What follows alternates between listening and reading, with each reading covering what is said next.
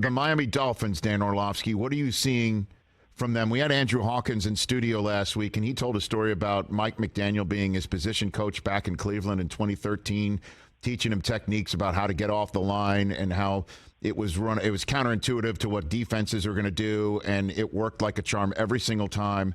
And I'm wondering what you're seeing on film that's a similar story from McDaniel. Yeah, so number one, Mike is very game plan specific. Mm-hmm.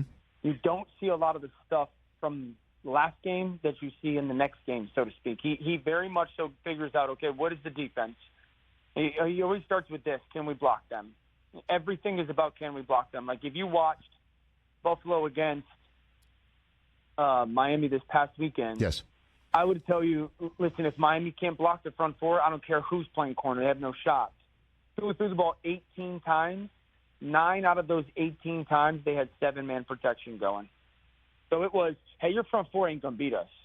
We're not going to lose this game because players like Von Miller and Greg Rousseau dominated the game. So brilliant by that. Number two, he's constantly changing what he gives you pre-snap to post-snap.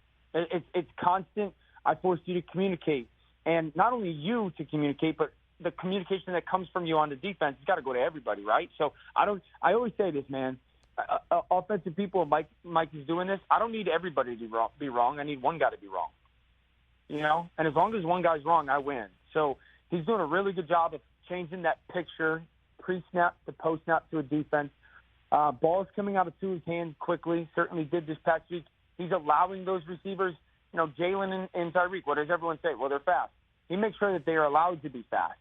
That goes back to cutting of the splits. Andrew's talking about the releases. I was talking about this with Chad Hall, actually, who's the wide receiver coach at Buffalo. I said, what's the most important thing? If you could coach one thing for receivers, one thing, what would it be? And he said, get off the line of scrimmage. Releases, it's everything. And if you're watching the way that they condense splits or they use their motion and allow these guys to be full speed when the ball's getting snapped, they're doing an incredible job, man. Dan Orlovsky here on the Rich Eisen Show. I mean, we just talked about the Dolphins and then obviously the Eagles. Those are the two remaining undefeated teams. And, I just can't shake the feeling here that it still doesn't matter. It's the Bills world and we're all just paying rent in it. You saw them in week 2, by the way, great call that you guys had of that Monday night game. What can you tell? Are you counseling me to get off of that opinion or what? No. The Bills are still the best team and the team to beat in the whole NFL. Okay. Mm-hmm. Just going back to Miami briefly, the fumble snap before the half is not going to happen again. The Josh missing on 4th down, not going to happen again. The missed field goal won't happen again. They're playing without 4 starters on defense and 2 starters on offense. That's sometimes, I sat there on Monday morning, we're all sitting here going, listen, I love the fact that the Dolphins are playing well and really good and 3-0, and they are absolutely a contender in the AFC.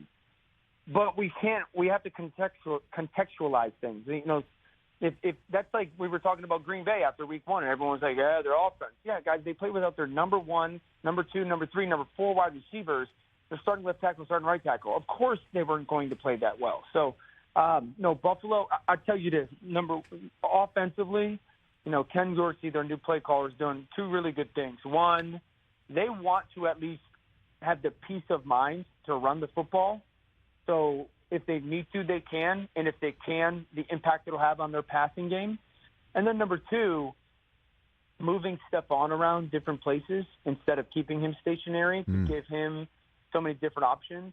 Last week, I really candidly thought Miami did a great job of saying, here comes all-out pressure early in the first half, and then they gave you all-out pressure looks and faked it or bluffed it. And that was really good by Miami. It's not a knock on Buffalo. It's just good by Miami. And then for Buffalo defensively, man, listen, having that secondary beat up the way that they were last week, it played into Miami's favor. I don't anticipate that secondary to be as unhealthy when it matters the most as they were this past weekend.